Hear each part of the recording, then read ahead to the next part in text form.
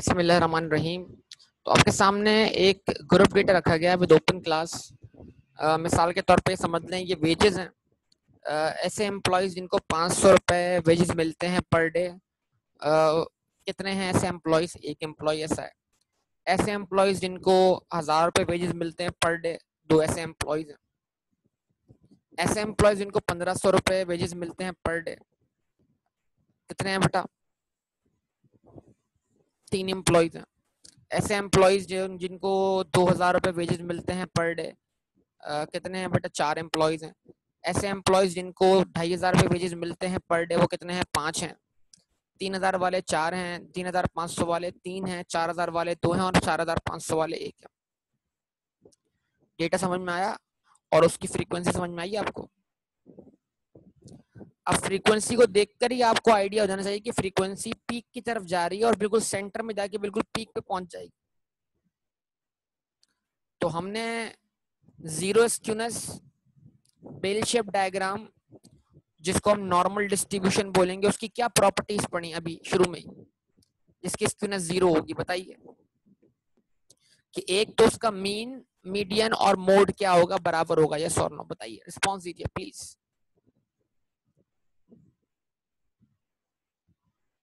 आप सबसे बात कर रहा हूं बेटा, कि उसका मीन, मीडियन और मोड क्या होगा? बराबर होगा।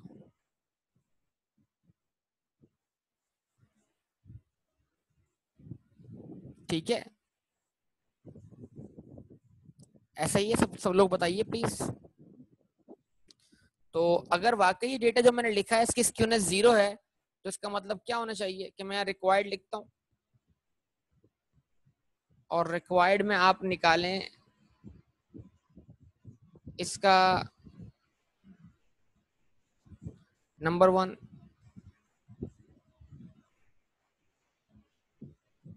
मीन निकालें, नंबर 2 मीडियन निकालें। ये आपका एक इसमें चैप्टर भी रिवाइज हो जाए। नंबर 3 आप इसका निकालें बेटा क्या? मोड निकालें। नंबर 4 आप इसका निकालें वेरिएंस। नंबर 5 आप निकालें इसका स्टैंडर्ड डेविएशन। ठीक है, अच्छा। नंबर 6 आप इसके निकालें quartiles Q1 to Q3। Number 7 आप निकालें इसकी स्क्यूनेस।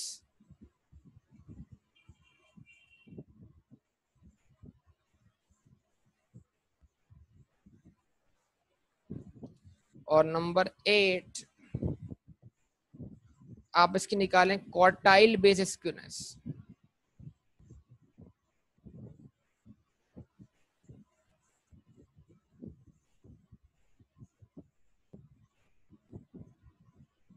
बताइए, क्या आप इसको वर्कआउट कर सकते हैं बेटा? क्या आप इसका मीन निकाल सकते हैं? क्या आप इसका मीडियन निकाल सकते हैं? क्या आप इसका मोड निकाल सकते हैं? चलें, कितना टाइम लेंगे आप इस चीज के लिए? ये सारी रिक्वायरमेंट पूरी करने के लिए आप कितना वक्त लेंगे? बताइए।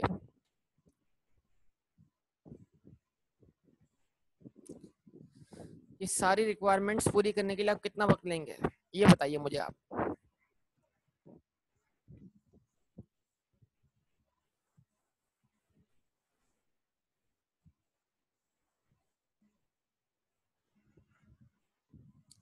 कितनी देर में सॉल्व कर देंगे तो बताइए।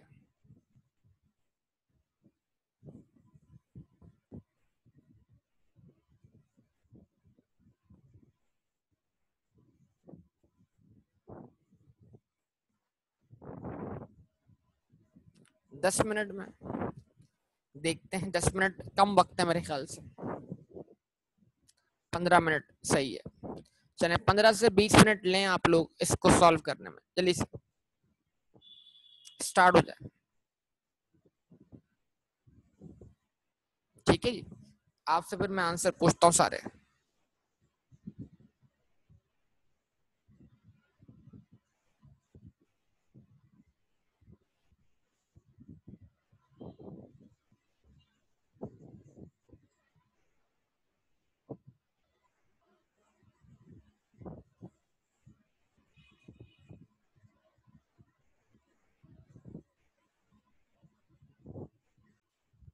जी जनाब, कंप्लीट कर लिया आप लोगों ने, फिर इसको बताइए,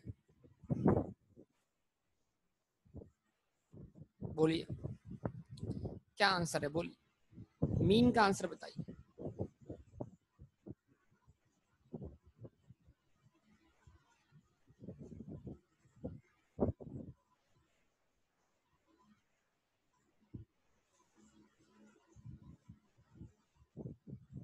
यस बेटा, करेक्ट। मीन का आंसर 2500 है, बिल्कुल सही कहा।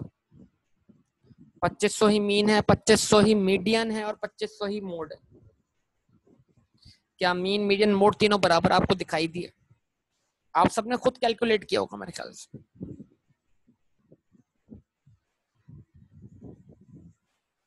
ऐसे ही है। अच्छा, उसके बाद variance and standard deviation.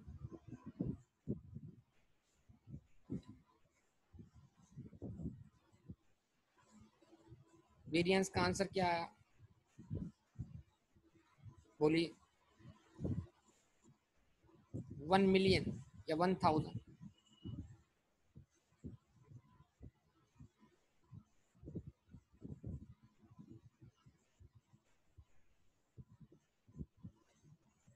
Variance का आंसर 1 मिलियन था and standard deviation is equals to what, 1000।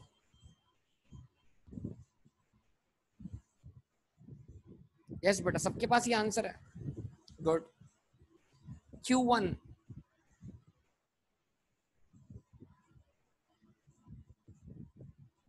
Q1 का आंसर क्या है? अब यहाँ मसला हो गया ना बेटा, Q1 निकालने में। Q1 का आंसर क्या है?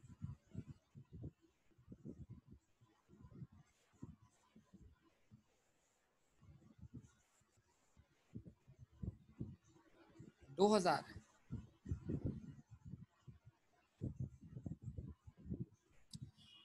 चलें जी, इसका मतलब ये हुआ कि अब मुझे ये Q1 सॉल्व करना पड़ जाएगा, ठीक है ना। और उसके लिए बनाना पड़ेगा कम्युलेटिव फ्रीक्वेंसी।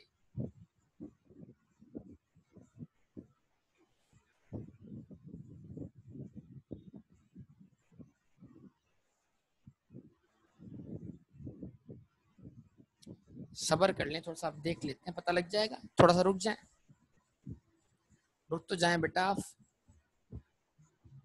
वही तो वेरीफाई करवा रहा हूँ ना। 1 + 2 = 3 6, तो 6.5 वैल्यू फाजुल है बेटा। 6.5 वैल्यू तो फिर क्या हुई, 1500 और 2000 के दरमियान हुई ना बेटा। 6.5 वैल्यू तो बेटा फाजुल फाजुल है, 1750 हुई, वो सही कह रही हैं। 6 + 4 10। थर्ड क्लास 6 वैल्यू पे खत्म है और सेकेंड क्लास जो है 7th वैल्यू से शुरू है। 6.5 वैल्यू तो यहाँ पर होगी ना, इन दोनों के दरमियान। क्या कहते हो फाज बेटा? 15, 19, 22, 24 एंड 25। ठीक है, चले मैं इसको फिर भी सॉल्व कर लेता हूँ, कोई इशू नहीं है इसके अंदर बेटा। ये मैं सॉल्व इसलिए करना चाहता था ताकि आपके आंसर्स वेरीफाई हो जाए। देखो ये कौन सा डेटा है, ग्रुप डेटा है लेकिन ओपन क्लास के साथ है। तो ओपन क्लास का फॉर्मूला क्या है, जरा ख्याल रखना है इसका। Q1 is equals to I into summation F plus 1 divided by what, 4।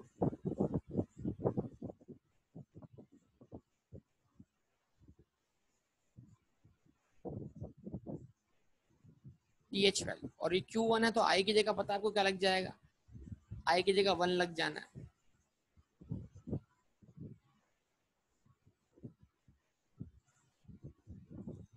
ठीक है जी, तो 1 multiply by what, summation F क्या है, 25 है, 25 + 1 हो जाएगा डिवाइडेड बाय 4 हो जाएगा। इज 26 मल्टीप्लाई 1, आंसर 26 रहेगा, डिवाइड बाय 4, तो आंसर क्या आएगा बेटा 6.5 वैल्यू। इस करेक्ट 6.5 वैल्यू आपका क्या है, क्वार्टाइल है, फर्स्ट क्वार्टाइल है, उसको वर्कआउट कर ले। तो आप कहेंगे जनाब Q1 जो है आपका वो सिक्स्थ वैल्यू और फिफ्थ वैल्यू के, सिक्स्थ वैल्यू और सेवेंथ वैल्यू के दरमियान है। Six value plus seventh minus sixth multiplied by 0.5, ये वाला फॉर्मूला अप्लाई कर दें। तो हमने कहा जनाब थर्ड क्लास जो है वो सिक्स वैल्यू पे एंड है और फोर्थ क्लास जो है सेवेंथ वैल्यू से शुरू है।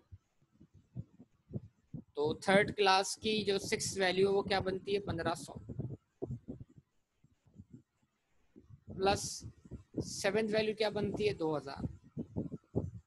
ये बात समझ में आ रही है सबको बेटा? भाई डेटा में 500 कितनी बार है, एक बार, तो 500 फर्स्ट वैल्यू हुई। 1000 कितनी बार है, दो बार, तो 1000 जो है वो सेकंड और थर्ड वैल्यू हुई।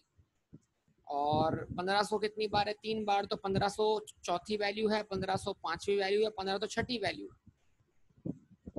और 2000 जो है वो चार बार है, तो 2000 जो है सातवीं वैल्यू है, आठवीं वैल्यू है, नवी वैल्यू और 10वीं वैल्यू है। लेकिन आपको जो आंसर चाहिए वो 6.5 वैल्यू चाहिए। रिस्पॉन्स करें बेटा, रिस्पॉन्स करें।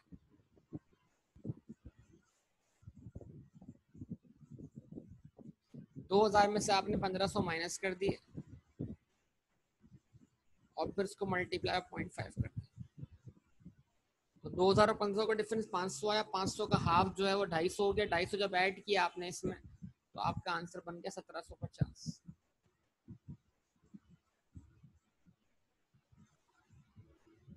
जवाब दें। तो Q1 का वैल्यू क्या आ गया आपके पास 1750। यस और नो बेटा? अच्छा, इस तरीके से आप Q3 वर्कआउट करना है। 3 इंटू समेशन एफ प्लस 1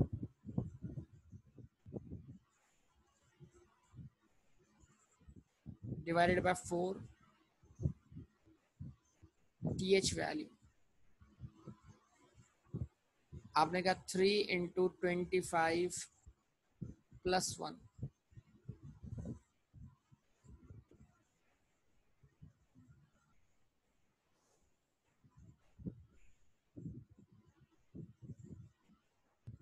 ठीक है जी, बताइए। तो 25 प्लस 1 क्या हो जाएगा 26। 26 को मल्टीप्लाई बाय 3 कर दे तो आंसर क्या मिलेगा आपको? उस आंसर को डिवाइड कर दे किससे, 4 से। तो 4 से जब डिवाइड किया तो आंसर क्या मिला 19.5 वैल्यू।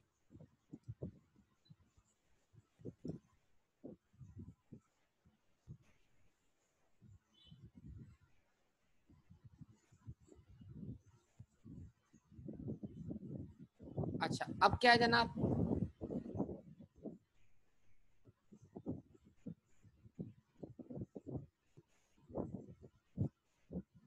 ये 3000 है, ये क्लास जो है ये 19th वैल्यू पे खत्म है और अगली क्लास 20 वैल्यू से शुरू है और खत्म है 22 वैल्यू पर। तो इसका मतलब क्या 19.5 वैल्यू जो है वो 3000 और 3500 के दरमियान फॉल करती है। यस और नो बताइए, रिस्पॉन्स कीजिए।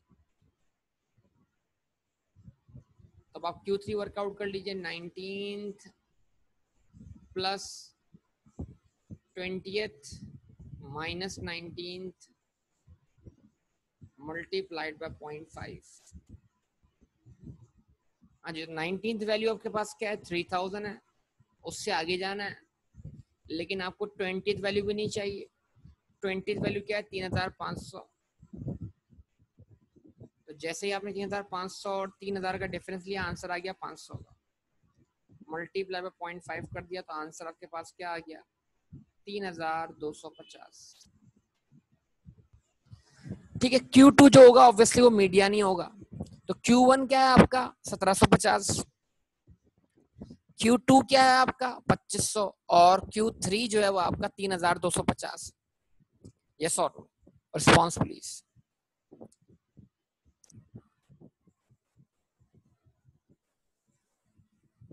ऐसा ही है ना बेटा? अच्छा जी,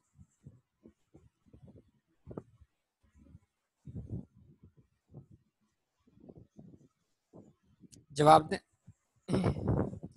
तो अब आप फार्मूला अप्लाई करके दिखाते हैं किसका, स्क्यूनेस का। तो उसके लिए हम डेटा आपके सामने रख देते हैं दोबारा से अगले पेज पर। और अगले पेज पे आपके सामने डेटा क्या है, आपके पास मीन का वैल्यू क्या आया, 2500 आया।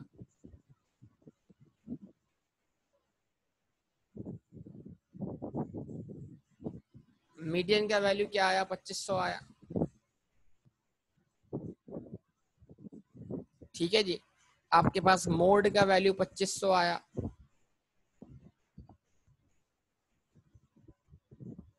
आपके पास स्टैंडर्ड डेविएशन का वैल्यू 1000 आ गया। आपके पास Q1 का वैल्यू क्या आया, 1750 आ गया।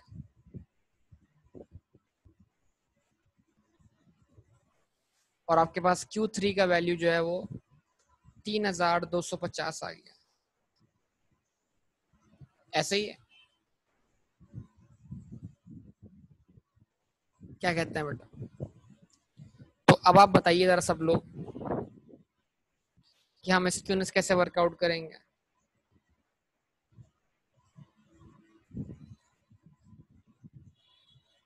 Mean minus what, mode divided by what, standard deviation. ये फार्मूला है बेटा। तो इस फार्मूले को चेक कर लें। आप सब जानते हैं मीन भी 2500 है, मोड भी 2500 है, और डिफरेंस क्या हो गया, जीरो हो गया। जैसे डिफरेंस जीरो हो गया, न्यूमरेटर जीरो बन गया। डिवाइड हुआ किससे, स्टैंडर्ड डेविएशन 1000 से। स्क्यूनेस क्या आ गई, जीरो आ गई। क्यों जीरो आ गई? इसलिए जीरो आ गई कि डेटा के राइट और लेफ्ट पर डिस्ट्रीब्यूशन बिल्कुल बराबर बराबर है। मतलब यानी जहां पर उसका मीन लोकेटेड है उससे राइट साइड पर और उससे लेफ्ट साइड पर जो डिफरेंसेस हैं बिल्कुल सेम है। डेविएशन फ्रॉम मीन जो है वो क्या है, बराबर बराबर हैं लेफ्ट एंड राइट पर। आप x माइनस म्यू को वर्कआउट करके भी इस चीज को फाइंड कर सकते हैं। समझ रहे हैं इस बात को बेटा? अच्छा, इसका एक और फॉर्मूला भी था इसी में ही। वो क्या था, 3 into mean minus median divided by what, standard deviation. ठीक है जी। तो 3 इंटू व्हाट, 2500 माइनस 2500, 2500 से 2500 माइनस हुआ, आंसर आ गया जीरो। जीरो जब 3 से मल्टीप्लाई हुआ तो आंसर जीरो हो गया। डिवाइड किससे कर दिया, स्टैंडर्ड डेविएशन से। और स्टैंडर्ड डेविएशन का वैल्यू कितना, 1000। तो ये आंसर भी क्या हुआ, जीरो हो गया। अच्छा, अब फॉर्मूला अप्लाई करना है क्वार्टाइल बेस स्क्यूनेस का।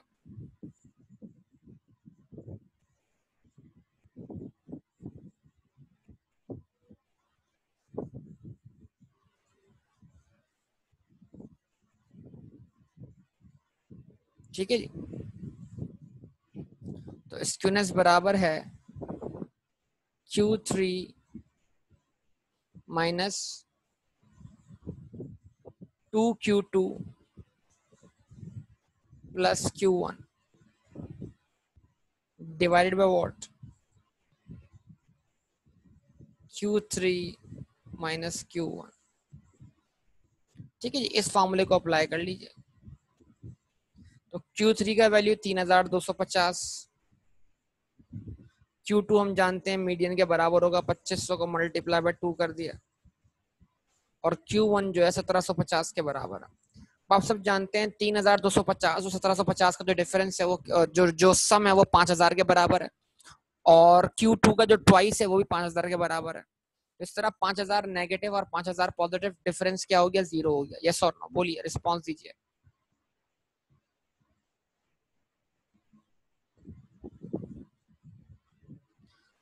और Q3 3250, ठीक है,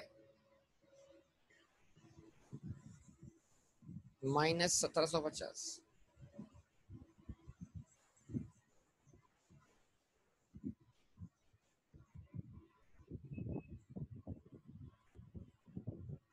डिफरेंस क्या आ रहा है? 1500 का आ रहा है।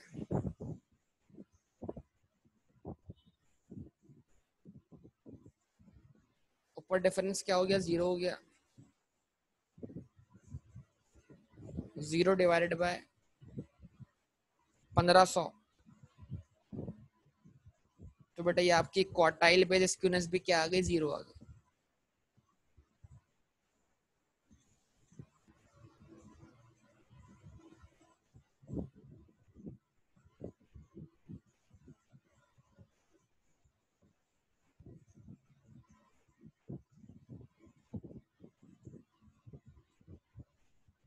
जवाब दीजिए।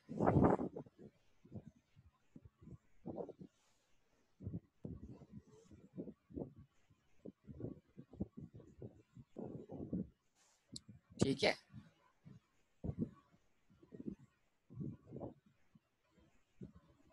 अब बताइए क्या मसला है इसमें।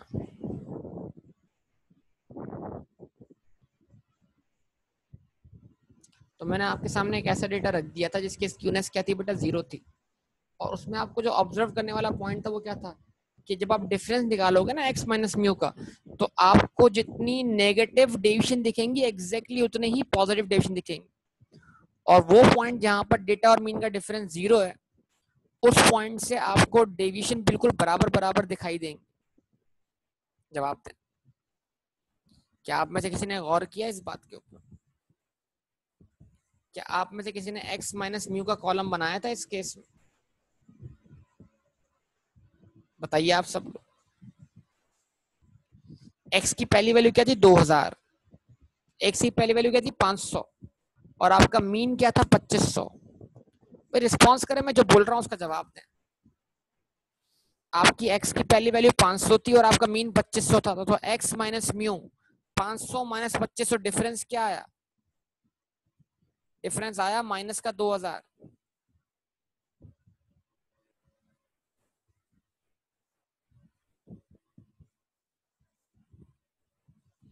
फिर अगली वैल्यू क्या थी? 1000 थी। 1000 माइनस 2500, डिफरेंस क्या आएगा? 1500। फिर अगली वैल्यू क्या थी? 1500। 1500 माइनस 2500, डिफरेंस क्या आएगा? 1000। फिर उससे अगली वैल्यू क्या थी? 2000 थी। 2000 माइनस 2500, डिफरेंस क्या आएगा? माइनस का 500।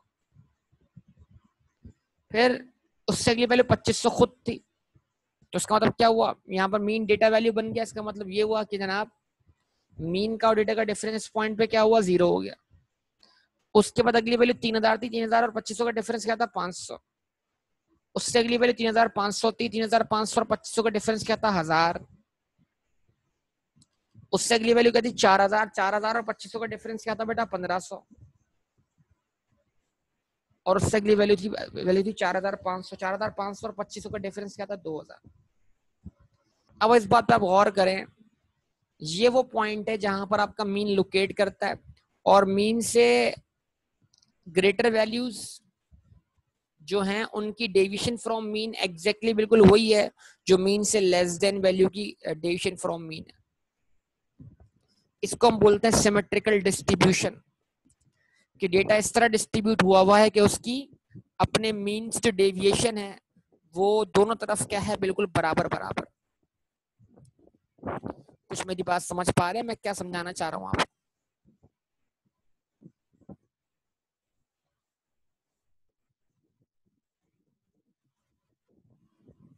जवाब दीजिए बेटा।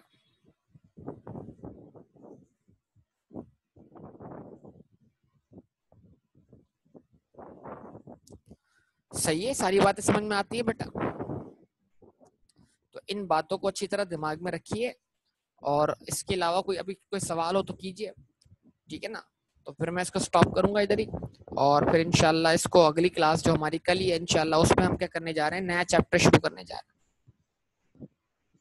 ठीक है, कोई मसला?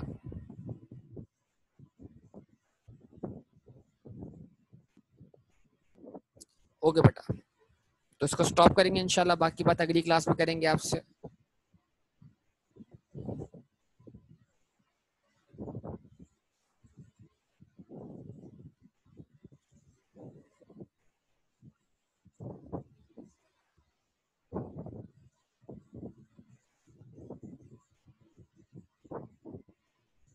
ठीक है बेटा, ओके, अल्लाह हाफिज।